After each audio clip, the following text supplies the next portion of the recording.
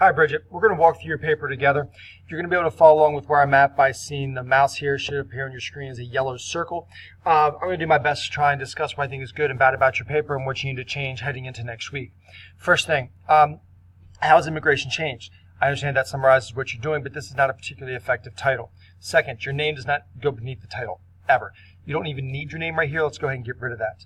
We're going to discuss formatting more next week, so don't get too worked up about this. These are some basic things I'm noticing just as I open up your document here. But just be aware, this stuff does need to change, especially now this second part right here, Michael or Miguel, who will make it in. This is almost like a subtitle to where you are before, and I'm not really sure what I'm supposed to be looking at as the reader. Okay. Michael was an Irish immigrant in 1870, going to the land of opportunity to find a job and start a new life for himself. After enduring a week of a camp boat, he finally is welcomed to America and makes a life for himself as a factory worker.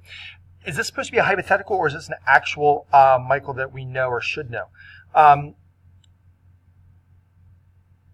And then there needs to be some sort of a transition here with Miguel. You would be saying at the same time, or today, Michael is no longer Michael, but is now Miguel, a Mexican immigrant. And if these are hypotheticals, that's fine, but let's pronounce them as hypotheticals so that the reader knows what they're getting. At the same time, that means that this entire opening is just that. It's not actually getting into your paper yet, it's just a hypothetical. Why are people immigrating? This is an excellent question, but I'm not really sure what I'm looking at here. How is your paper organized? Is this meant to be the background section right now? Is this meant to be an extension of your thesis? If so, in what way?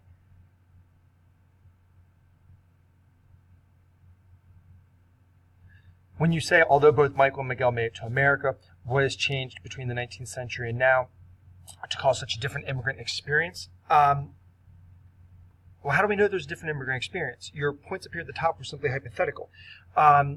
It's not to say that you're wrong about what you're saying, but you're also not being rigorous about what you're saying. There needs to be some sort of a proof to back this up, some sort of a story that you can cite that brings this to light a little bit more. Because then when you come down here and say, given that these experiences are so different, why are people still migrating? It makes sense. It actually transitions from one part of your essay to the next.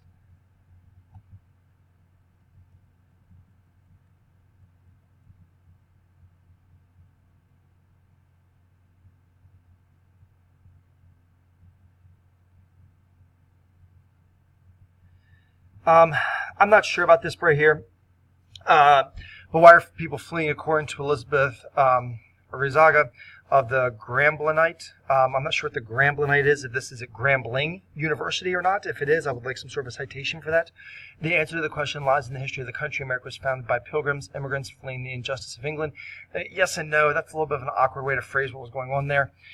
They colonized America and founded a country that would, quote, open its doors to welcome those seeking political and religious freedom. Again, I'd like to know where this is coming from, because that is a really glossy understanding of American immigration and not one that you're likely to get from a reliable source. So I'd like to know what's going on with that.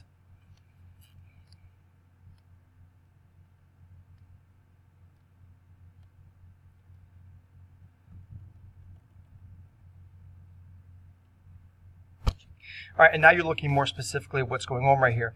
So just to go back and talk about organization for a minute, I think in general this question of why do people come to the United States, even though two people from 200 years ago and today have drastically different experiences, is a perfectly good way to organize this, but your transitions need to be better.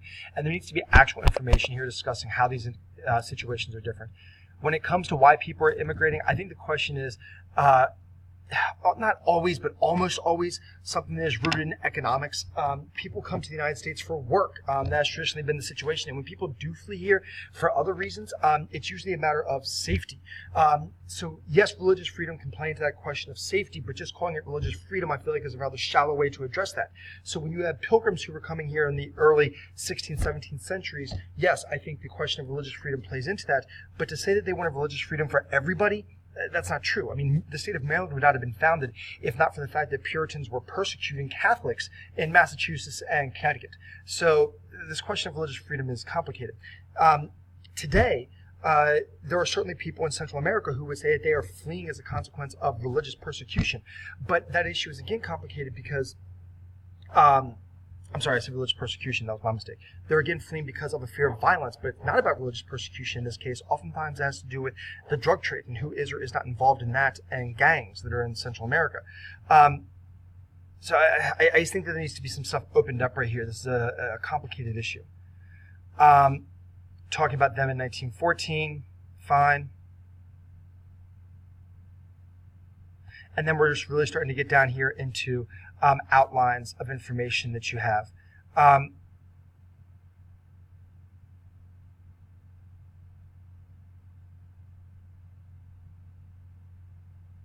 This question of what kinds of immigration is there, this would go better at the top, providing me with background, where you are trying to discuss why it is the people are coming here. So put up there why it is that people come to the United States. Then discuss this issue topic number 5, what kind of immigration there is. Then discuss examples from 1914 and examples from today, again, going into in-depth. And then let's come back around and talk about the country today, the Statue of Liberty, et cetera, et cetera. Wow, you've got a lot here, getting all the way down into Milton Friedman. What does Milton Friedman have to do with this? Just out of curiosity, the question of welfare. This is a tricky thing for you to bring up, and that actually makes me question some of the topics that you're looking at. So illegal immigrants are not actually eligible to get welfare. So this is, I want to know where you're going for with this.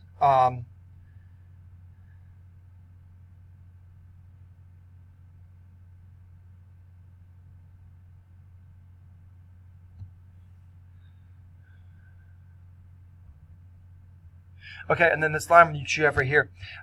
Miguel, the Mexican immigrant, immigrated to escape gun violence. He did not immigrate to work or contribute. He used his free lunch to fundamentally hurt the economy, taxpayers. Do you have any evidence of this whatsoever? If you're working off a hypothetical at the beginning and now you're just saying this, I got to be honest with you, Bridge. This is, if I were reading this as a final draft, I would just put a giant X through this and ask you what proof or evidence that you have, because it simply comes across as you ranting and offering up your political feelings rather than having any actual proof of what's going on right here. Now, I am not saying that it's not possible that immigrants come to this country for different reasons and that when some get here, they do not all contribute. I think that that's completely possible. But evidence, what evidence do we have that immigrants come here and don't work? Otherwise, it's unsupported.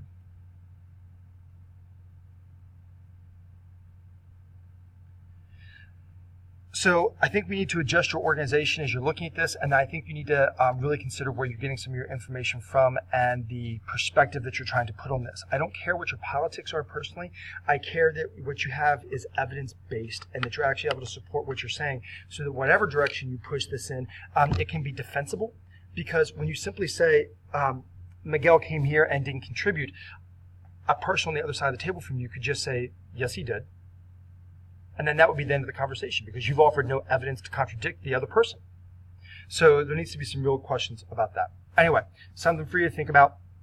Hope you have a good weekend.